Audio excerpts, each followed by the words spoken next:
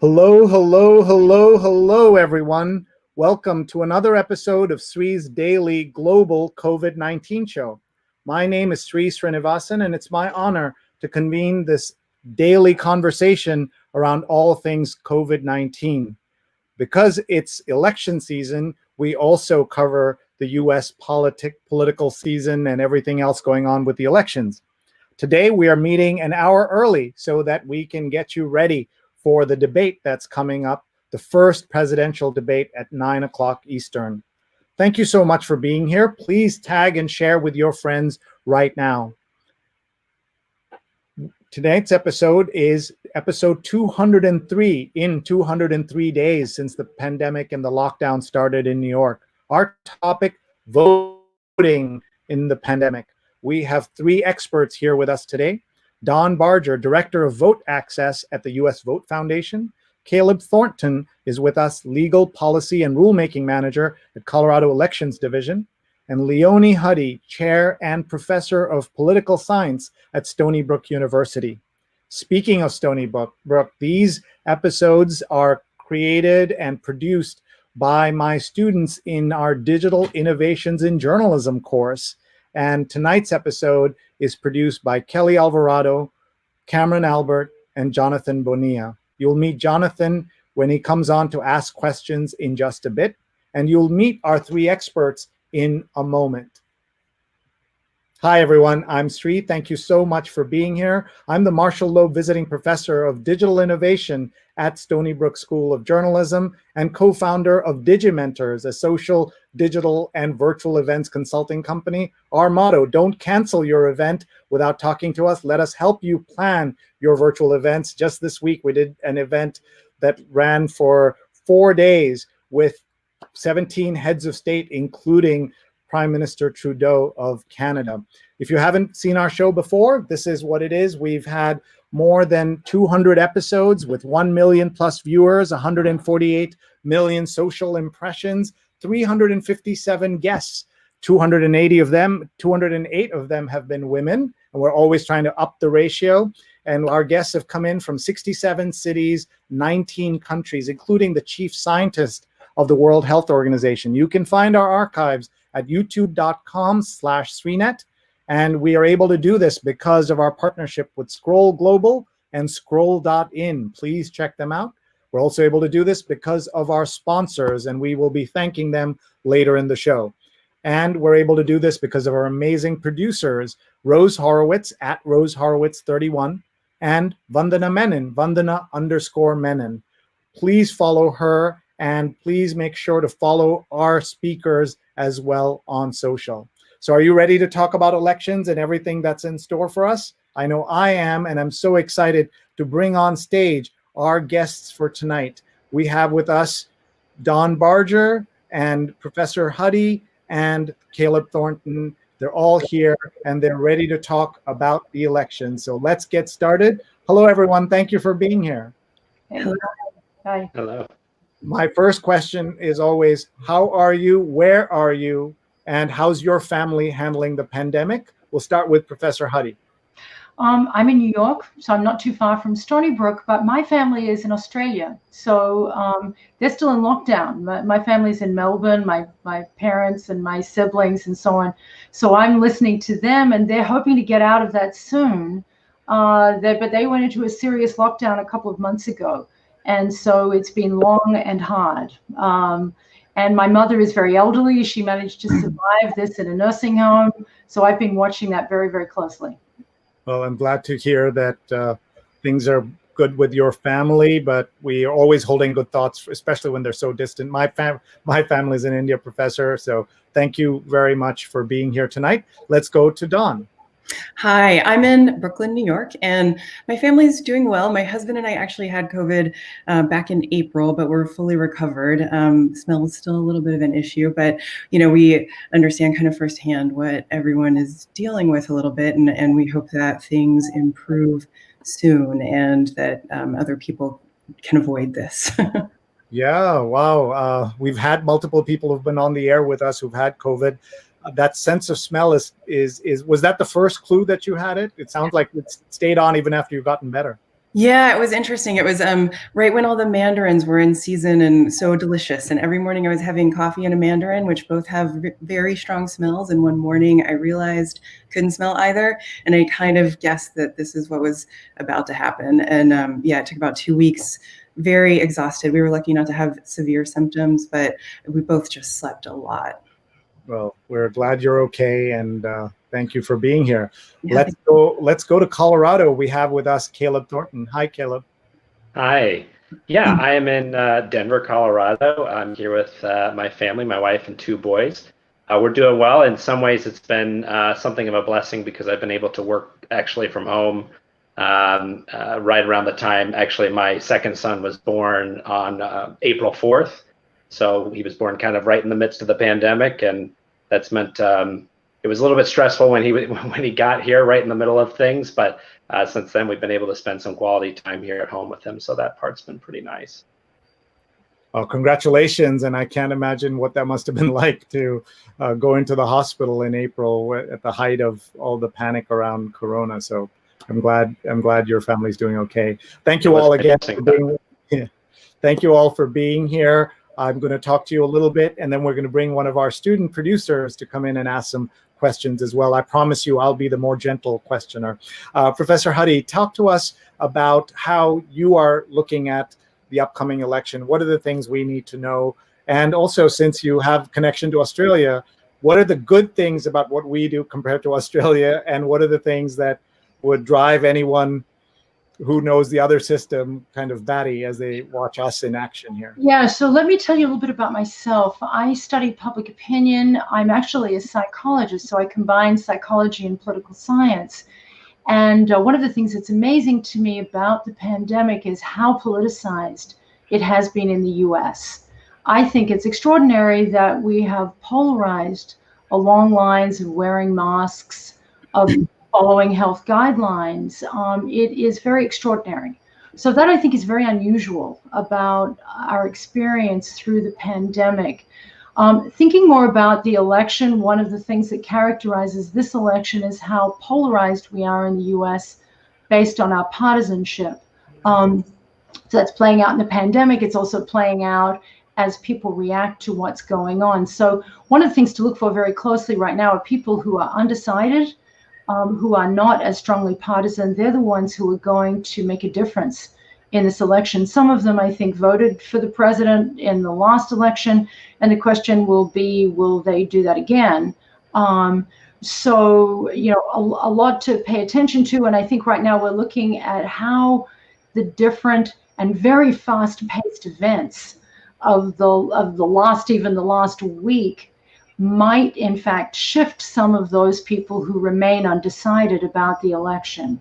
So we seem to have one event after another. We still don't quite know what will happen between now and election day, but it is a roller coaster of very high profile breaking news. So I think we're all waiting to see what will happen tonight during the debate, to see which of those issues rise to the fore and how the two candidates discuss them. Thank you, Professor. Let's go to Dawn. Same question. What are the things that you're looking at in the next few, about a little more than 30 days? And also talk about your work, please, and tell us about the US Vote Foundation. Yeah, absolutely. So the US Vote Foundation is an online organization. We were the first to put overseas and military ballots online. So we specialize in vote by mail and absentee ballot request. We rebranded as the US Vote Foundation to bring that vote by mail expertise to the states.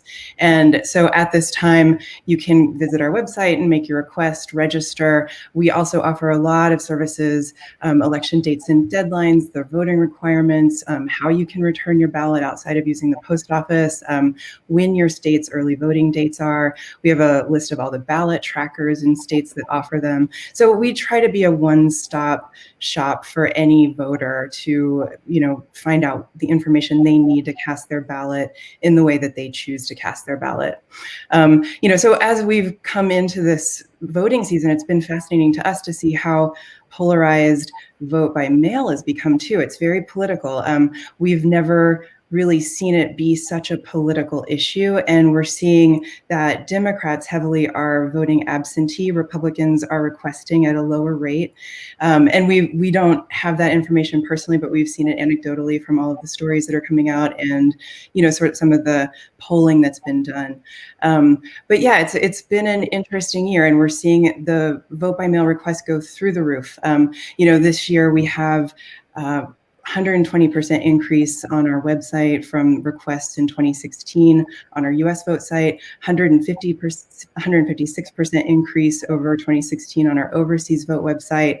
And we've also seen a huge increase in vote by mail and absentee ballot requests in the States. So typically we specialize in servicing overseas voters. And in the last election, over half of our ballots were overseas. This year it's splitting kind of evenly. So we're seeing as many in the US as we are overseas. Of course, I could think of a joke about the overseas influence in the elections coming from overseas meddling, but you're talking about Americans who live overseas and who are stationed abroad, all of that. So roughly how many legit voters are there, Americans who could vote, and roughly how many of them do vote in elections? I know you can't predict this year's numbers. Yeah, so we don't have a good number of people that are actually abroad that are eligible to vote, but we have seen that only 7% of people who are overseas and eligible to vote have done so in the past. It's a very low return rate of people coming to cast their ballot overseas. There are some issues with that. It's complicated, and that was one of the goals of the U.S. Vote Foundation's overseas initiative, was to make that process a lot easier.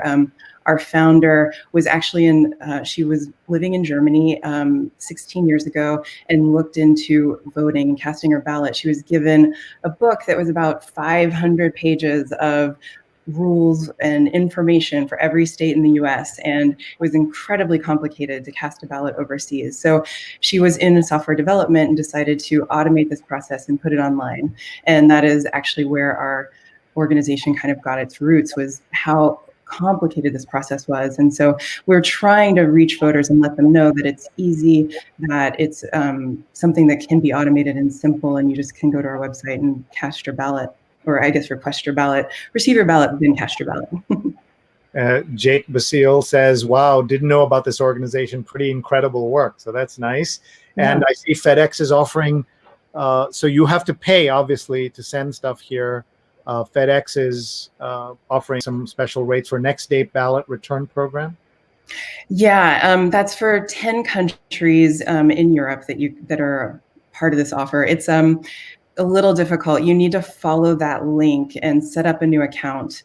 And it's very specific in the weight, which is enough to cover your ballot return, but you have to send that package outside of the country that you're in. It must go to the States. So FedEx hasn't really officially called this a ballot return program, but the timing of it is auspicious and the details of it are auspicious. And so we are alerting voters that it exists and that this is an option for them.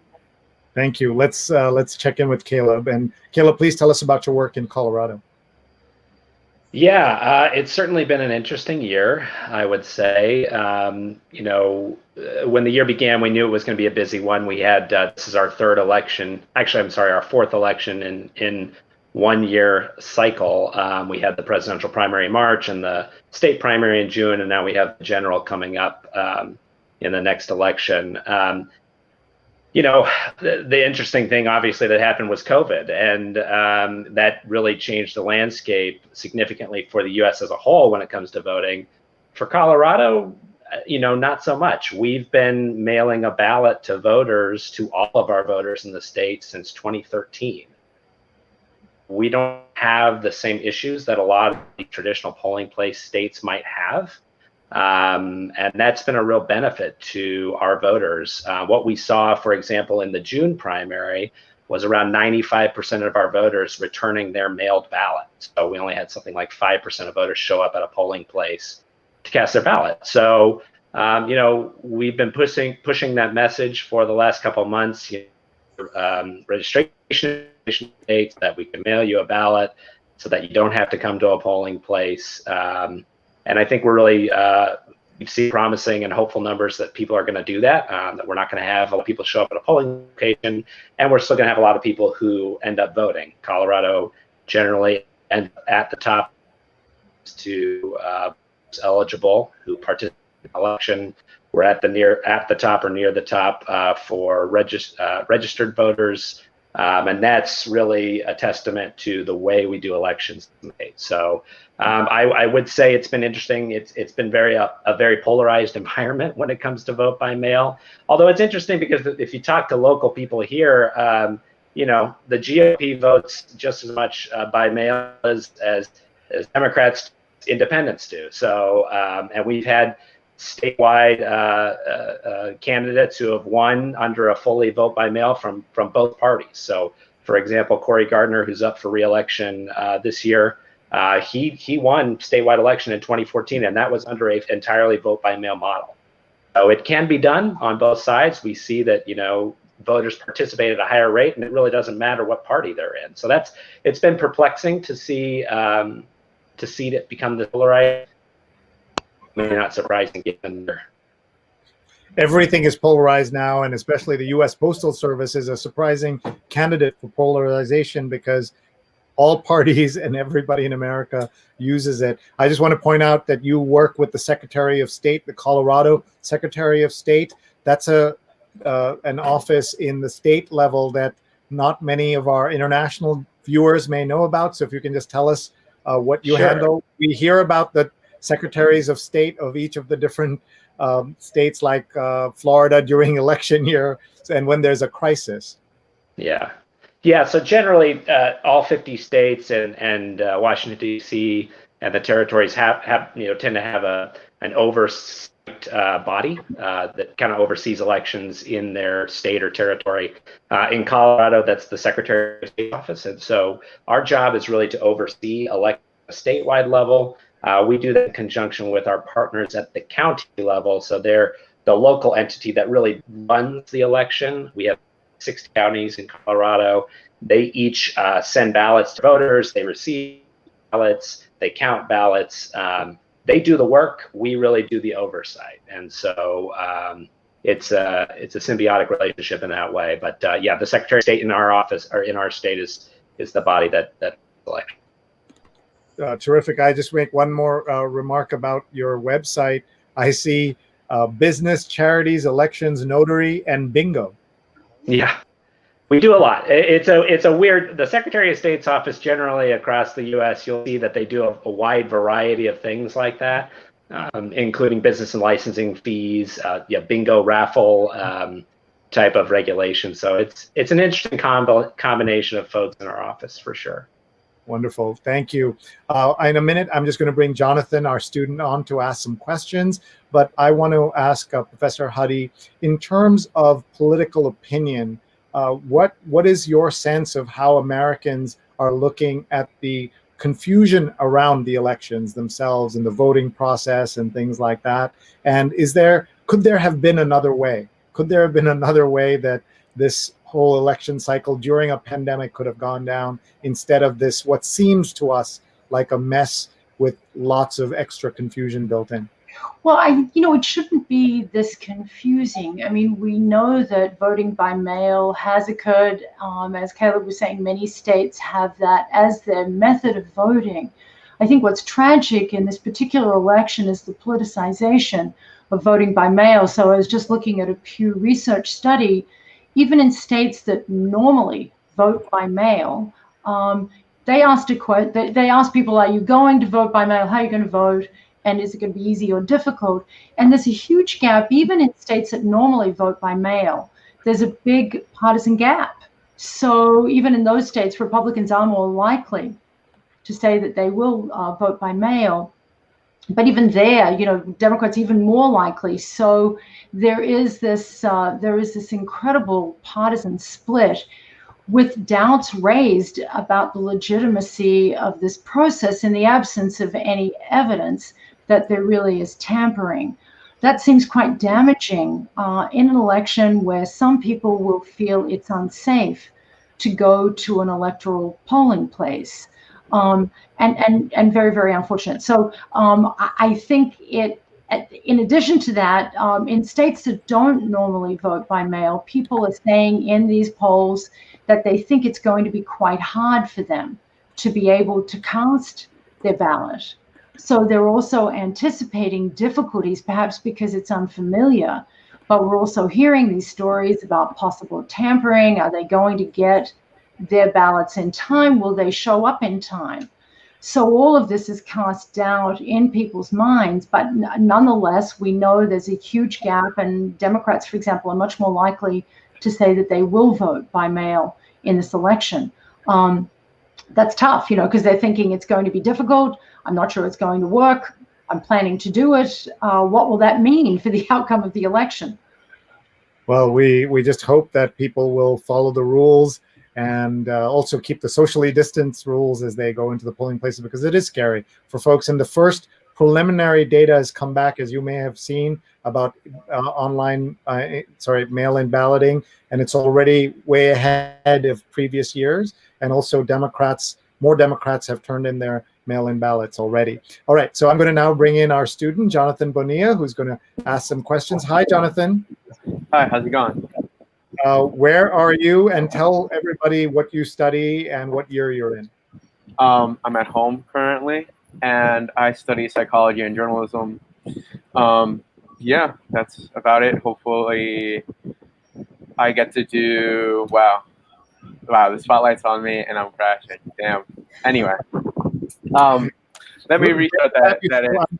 I'm just gonna leave you in Jonathan's hands while I step out, and just make sure that you treat them a little bit easy. Go easy on. Will do. Yeah, I had everything else planned out except for a personal question. So let me just jump right into this. Caleb, I'd like to start with you. Colorado has been doing mail-in voting for such a long time, and as you said, there has been such a large number of voters who cast their vote this way. What I want to know is what logistical, I have it here written down. What logistical hurdles do states have to jump through in order to make this possible? Well, certainly it takes some planning. I mean, I think if you're going to mail a ballot to every voter in the state, a big component of that is the list maintenance, which is what we call it, that you partake in prior to mailing those ballots. So list maintenance is the process of basically updating and keeping your voter rolls updated so that when you send the ballot, you're confident that you're sending it to somebody who lives in the state, who's a U.S. citizen, who's old enough to vote. All those things. We do a whole lot when it comes to list maintenance in Colorado, and we've continued to improve on that every election. So we feel very confident that when we're mailing some ballot, it's because they live at that address. It's because they're a Colorado resident, because they're a U.S. citizen. So I would say that's a significant hurdle. The other hurdle is the back end, the process. It's just different when you're having to take an envelope, verify that voter, and then tabulate the ballot. It's just a different process than a traditional polling location type of election. So, for example, in Colorado, we can start counting ballots, we don't know the results, but we can start putting them through the machine beginning October 19th. There's a lot of states right now coming up who are not allowed under their law. They're not allowed to start counting those ballots until 7 p.m. election night. So what that's going to result in is results coming in over a period of a week, which is fine. But if the technology is there, you can start to count these ballots without knowing results in advance. And in Colorado's case, we tend to know the outcome 8, 9 o'clock that night, unless it's a really tight margin. That's a real problem in those other states, and I think it's really incumbent upon the legislatures in those states to change the law. I know the election administrators in those states want to do it, and it's just getting their legislatures to play ball that's been a real trouble. So that's a big hurdle.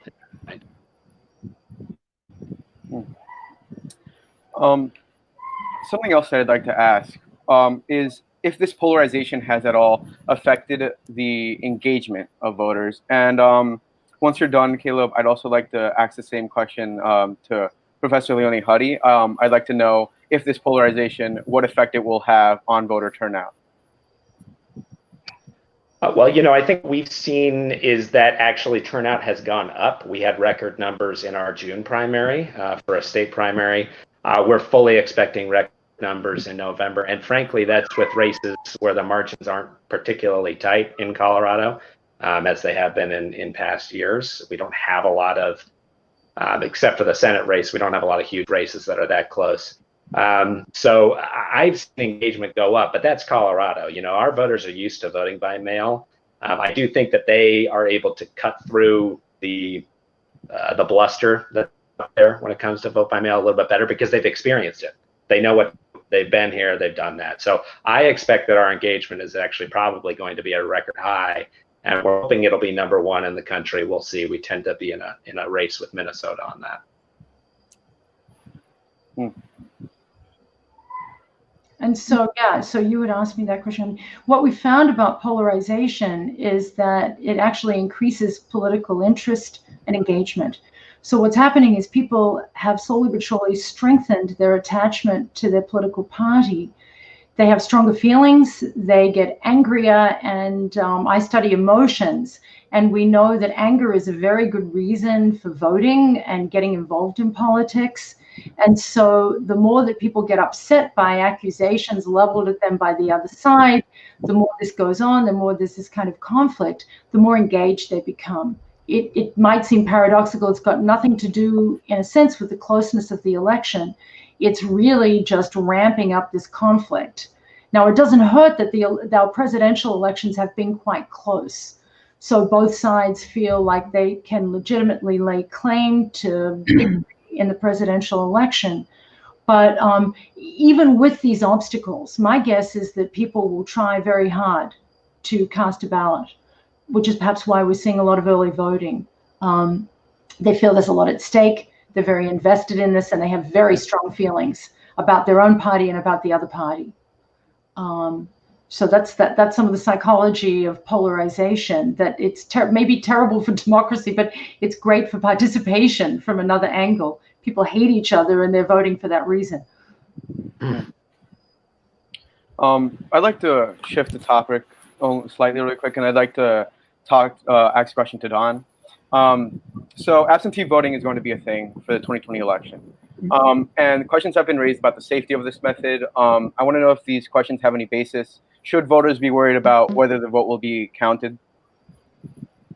Well, I mean, so safety-wise, it's been proven that there's very little fraud from vote by mail. That, I think our election offices have a way of tracking each ballot, and they have to receive every ballot before the election is certified, so they know where the ballots are. So you don't have a lot of fraudulent voting. You don't have a lot of double voting. That's just so rare. It's less than a percent, less than 0.01%, I believe. But that aspect of it, I think, is one thing. The other aspect is you need to be responsible as a vote by mail voter. And that's a message that we've been trying to push out through the foundation, through this entire election season. I think when you choose that method, you're taking on a lot of responsibility as a voter. You have to request your ballot. You have to make sure you receive your ballot. If you don't, it's your responsibility to follow up with your local election official. Once you receive it, you have to slow down and pay attention. Every single state is different. You need to make sure you're marking it properly using whatever ink is requested. You need to make sure that you are folding it properly, putting it into the security envelope. You have to sign that envelope, and then you have to get it back to your office in time, back to your election official in time. And I think right now, with everything going on with the post office, it's good to investigate your options. A lot of states offer ballot drop boxes. Some states allow you to return directly to the election office. Some states allow you to return to an early voting location. Some states allow you to return to a polling place. So you have all of these options to make sure your ballot gets in. Once that's done, there is a ballot tracker in most states where you can then make sure that your ballot is actually counted.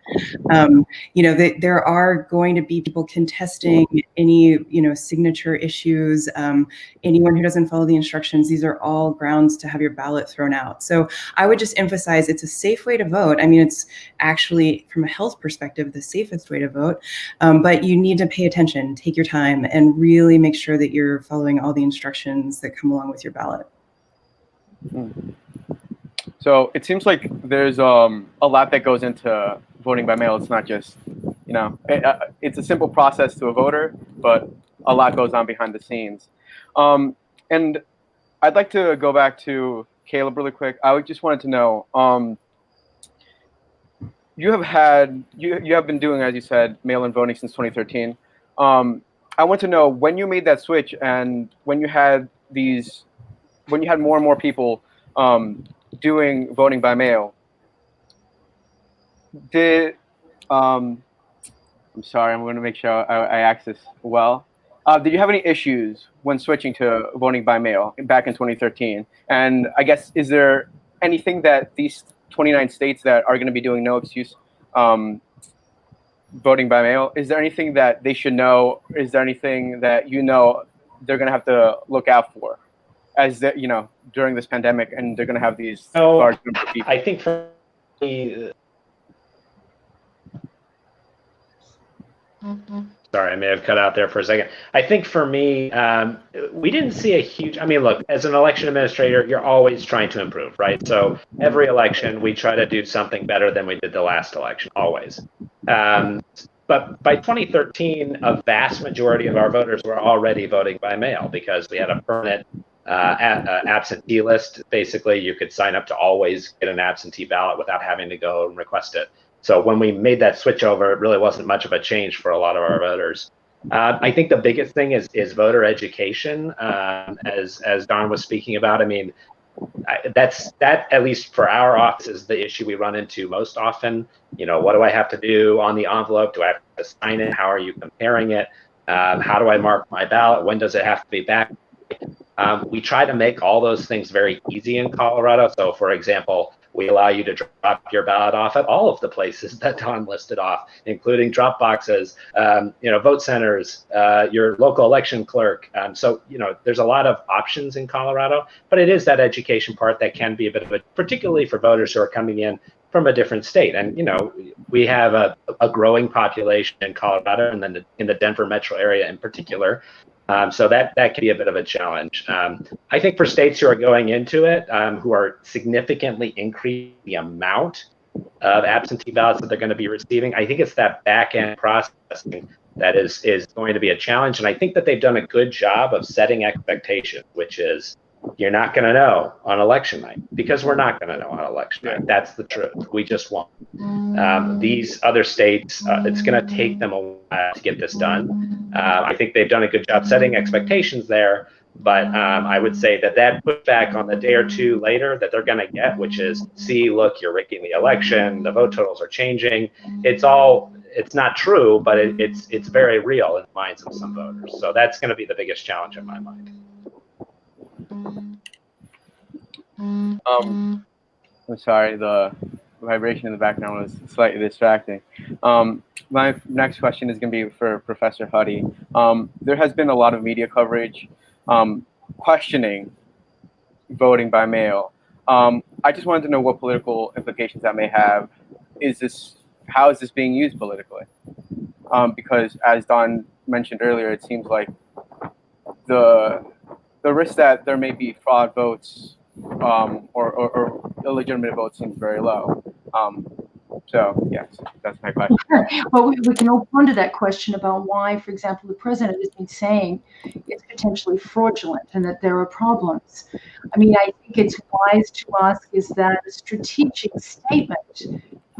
Since there is no evidence of this, what is the purpose behind that statement? Is it, in fact, designed to discourage people from voting? I think there's been concern on both the Democratic and Republican side about these statements, because in the past, I think, as Caleb was saying, Republicans and Democrats have voted by mail, including the president, who has voted by mail. So then it becomes a question I think we should all ask about why we're hearing this. The other question is what impact it will have. I think the main impact so far has been to discourage Republicans from voting by mail. We're seeing Democrats saying that they will be voting by mail. The majority of them say they will vote by mail at the national level. And it sounds like people are trying to vote early and get their votes in and figure this out. because I think, as Dawn said, it's not potentially safe to go to the polling place. So I think the main question you should ask yourself about this is why? Why are we hearing this kind of message? What is the intended purpose? And I think for Democrats, some of the people can think hey, this is just a tactic and I'm not going to fall victim to this particular tactic. I think we've had some deconstruction of this as a strategic communication rather than as an accurate communication about what's going on with mail ballots. Hi, folks. Just to interrupt for 1 second, this is going so well, and I know that you're all enjoying the conversation led by my student, Jonathan Bonilla, with our great guests, Professor Huddy, Dawn Berger, and Caleb Thornton. Please tag and share this with your friends. They can watch after the debate or anytime, because it'll be on these same platforms, Facebook, Twitter, YouTube, and LinkedIn. As soon as we're off the air, it'll be available for replay. And please post in the comments and tell us where you're watching from and your questions about the electoral process. This is such a great opportunity to get these experts to weigh in. And Kayla, who's watching, says, hello, everyone. This is going to be my first time voting in a presidential election. So I feel very grateful that I get to learn all of this information about how to vote during the pandemic from all of you tonight. Lovely comment there. I want to ask Dawn first and then to ask Professor Huddy the same question. Is there any parallel for another electoral system or in a democracy, in a true democracy, where it seems like there are so many hurdles to voting? In every other system, it feels like people are encouraged to vote. But here, at least one political party and some aspects of a political party are doing all they can to keep everyone from truly voting. So Dawn, you watch the international stage and also here in America. What are your thoughts? Well, I mean, I think my expertise is certainly on the American system, but I think that it is an interesting system, and it's we often talk about how we're literally like 50 small countries here in America. Every single state has a different system. Every single state has different rules, and it's very complicated. There are a lot of states where, there's a caveat to a rule where every other state has sort of a straight rule there. And it's, so, I mean, as we talk about things on a general national level, we often have to qualify it. And I am not familiar enough with other election systems to compare that, but I think that our system could certainly use some sort of reform eventually. and Professor Huddy. The U.S. makes it very difficult. I think these state by state and even further local decisions about how to vote is very confusing. I can give you an example because I'm from Australia. There are some number of countries in the world, maybe 23 or 25, that have compulsory voting. So in Australia, you're forced to vote. It isn't a choice. It is compulsory. And so that's made as easy as possible. Voting happens on Saturday. People register to vote when they are 18. They can go, they can vote. It's really quite straightforward. There are no barriers to registration. In fact, registration is deeply encouraged and is made as easy as possible. So even from having an election on Tuesday through all the rest of it, there are just so many barriers. It is quite perplexing to outsiders because a lot of people think the U.S. is the bastion of democracy. But it turns out to be unbelievably difficult. And I should just add that this has been true historically, that if we look back, it isn't just the Republican Party. In the past, the Democratic Party tried to prevent Black voters from voting in the South. After Reconstruction and after the Civil War, there was a deep history of voter suppression in the South through things like literacy tests, poll tests. So perhaps race relations has also further complicated our history of voting and voting access in ways that, we could spend a lot of time talking about that. That's a big issue. When I try to talk to my students in various stages of their careers about trying to understand what a seismic difference the parties have gone through in terms of access and things like that. Do you think, Professor Huddy, we should point out she's not just a professor at Stony Brook, she's also the chair of the political science department. Do you think that the folks, if we could go back in time people 100 years ago would be shocked to see how much the political parties have changed their attitudes towards voting. Undoubtedly. I mean, we see Republicans pointing to Abraham Lincoln, but you remember Abraham Lincoln was also the president that lived through the Civil War and saw the end of slavery. And he was a Republican. So we've seen a sea change. And we look back, we can trace this back to the late 60s, early 70s, when the Republican Party made a decision that they were going to capture the white vote in the South, and changed direction on race relations. So previous to that, even in the 1950s, the country looked very different in terms of black-white voting for Republican and Democratic parties. So it hasn't been that long, and parties change. And my view is I expect to see some changes in the next 10 to 15 years. I think the Republican Party faces a challenge in terms of the demography of this country. And if it continues in the same vein, maybe not in this election, maybe not the next one, but at some point, party may have to appeal to different kinds of voters, or it may not exist anymore. But by then, if they win this election, if President Trump wins again, he'll get to shape, not just because of this Supreme Court pick, but a lot of America for decades to come. We'll just look at some comments and then I'll hand it back to Jonathan. Jake, one of his classmates, says, good luck, Kelly, Cameron, and Jonathan. Chris says, class JRN 390 rules. We like hearing that. And by the way, you should know that the trolls are out already on our show. On Twitter, people are out there trolling us because of the political conversation here. Macron says, no voting information around in New York City. Whole week walking to post offices, libraries, calling professors, and nobody offering any clue on voting. Let me ask Caleb, this is what he's experiencing in New York. I'm sure Colorado is different, but why would this be the case in New York from what you know of your colleagues? Caleb?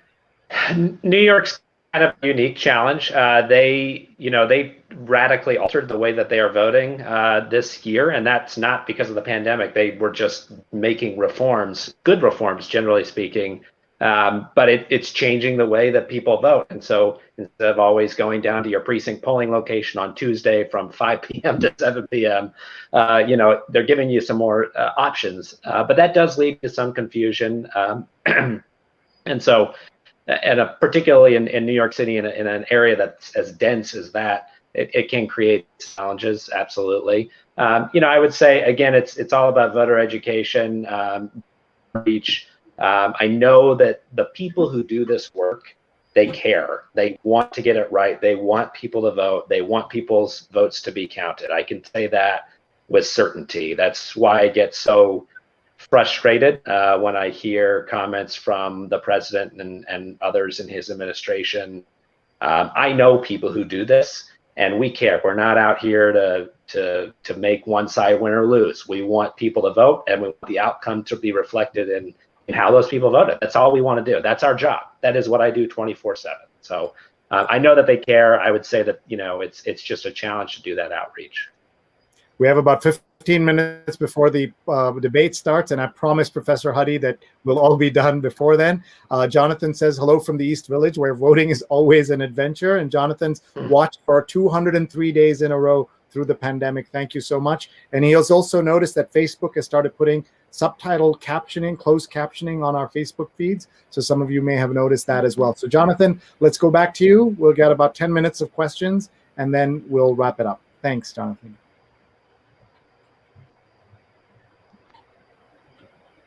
But I also want to stress that there are some states that, even though there is a pandemic going on currently, they will not be doing voting by mail, or at least won't allow COVID to be a valid excuse. And so this next question is for Dawn. How do you think the pandemic is affecting poll workers? Will a shortage of workers lead to longer lines, possibly less votes? Well, I mean, we know that most poll workers are older. It tends to be a lot of older women as poll workers. And so I think right now it's just not fair, honestly, to ask people like that to put themselves on the front line. So I do see there's been a huge recruitment and outreach effort to younger people to staff polls, which we I mean, from where I sit, it looks like it's been fairly successful. That said, there are a lot of places that have a minimum number of poll workers that are mandated by law for the election, and some of them are running short. So the outreach continues, and I know that people are asking for help with certain corporations that might be located in their vicinity, or people in their jurisdictions have been asking government workers to take the day at polls.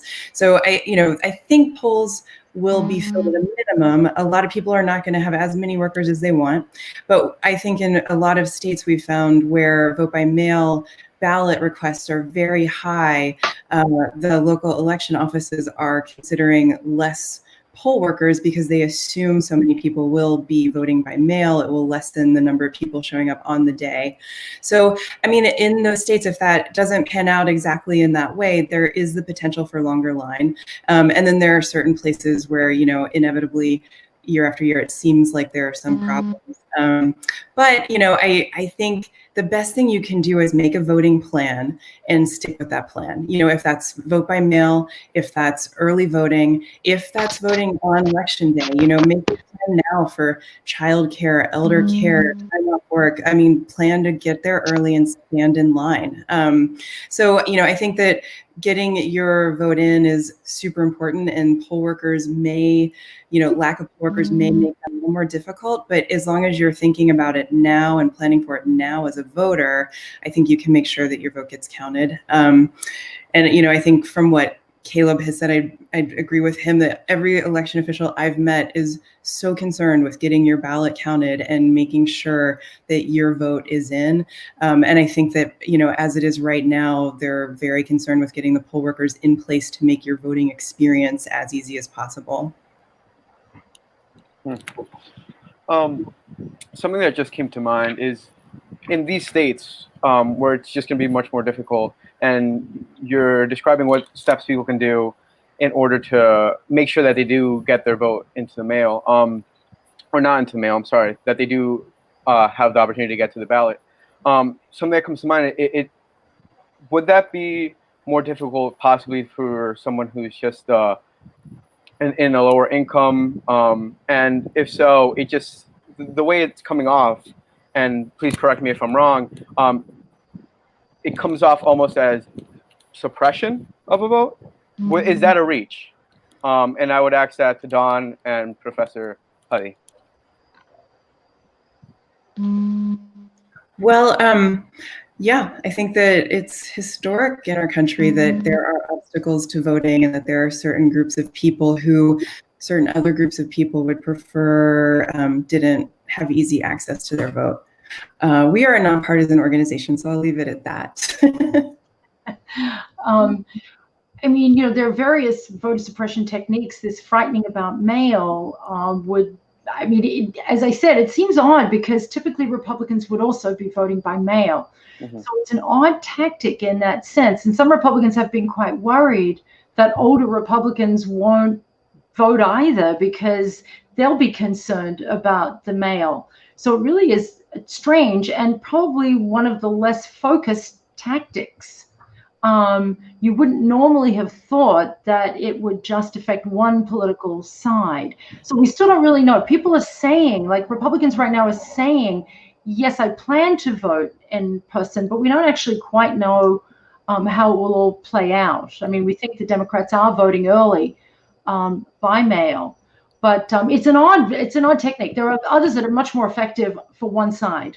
And this, we'll see if this is actually one of them. But, typically felons and so on, suppressing the black vote has been much more successful as a one-sided strategy. I think that's all the questions I have for today. I just want to thank so much to Dawn, Professor Huddy, Caleb. Thank you so much. Thank you for bearing with me. This is my first experience. And like you guys, I'm very excited to see this presidential debate. Thank you. Thank you, Jonathan. He did great, didn't he, folks? First time doing that, and big thank you. Weren't you tough that we weren't you didn't really grill us or kill us? So yeah. So next time when you come back, we'll be ready for you. But thank you so much to our three terrific experts joining us on a very busy news night. We're very grateful to all of you. And we'll give you a chance to leave us with one final thought each. We'll go to Caleb, Dawn, and then the professor.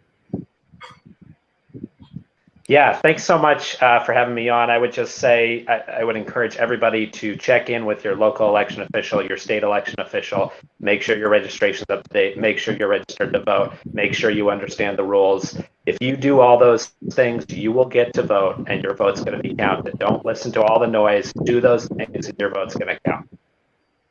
Excellent. Thank you. Yeah, I would say that it's not too late. You know, no registration deadlines have passed, no absentee ballot request deadlines have passed. So you still have time to vote, regardless of if you have in the past or if you have not made a plan. Now's the time to make that plan. But, you know, US Vote Foundation is, our website is here, and we want to help. I should also mention we have a voter help desk where we have live people that answer your voting questions if you do find yourself in a corner and aren't sure what you should be doing or have a question or a problem that arises as you work on your ballot. Please give us that website again. usvotefoundation.org. Thank you very much. And let's go to Professor Huddy. And my appeal is to young people. I just want to remind you that your turnout is much lower than other age groups. So see if you can get it together this time, because we think that your vote might make a difference. So don't forget, like, don't be deterred. If you are a bit cynical, put it aside. This is a real choice. And I hear a lot of that cynicism, and it's all the same. Take another look. It isn't all the same, and exercise your democratic right. Thank you, Professor. And we will remind folks that almost 100 million people who could have voted didn't vote the last time. And the difference came down to about 3 states, and about 50 to 70,000 votes made all the difference. So every vote counts. Our guests have been Professor Leonie Huddy, the chair of the Political Science Department at Stony Brook University. Thank you very much. Dawn Berger of the US Vote Foundation. Thank you very much. And Caleb Thornton, who is helping protect the vote in and promote the vote in Colorado. Thank you very much, Caleb. And Jonathan Bonilla, student at Stony Brook Journalism School. Thank you very much, everybody. We'll say goodnight and watch that debate. And we'll be back here tomorrow night with another episode produced by our Stony Brook students. Bye, everybody. Thank you very, very much.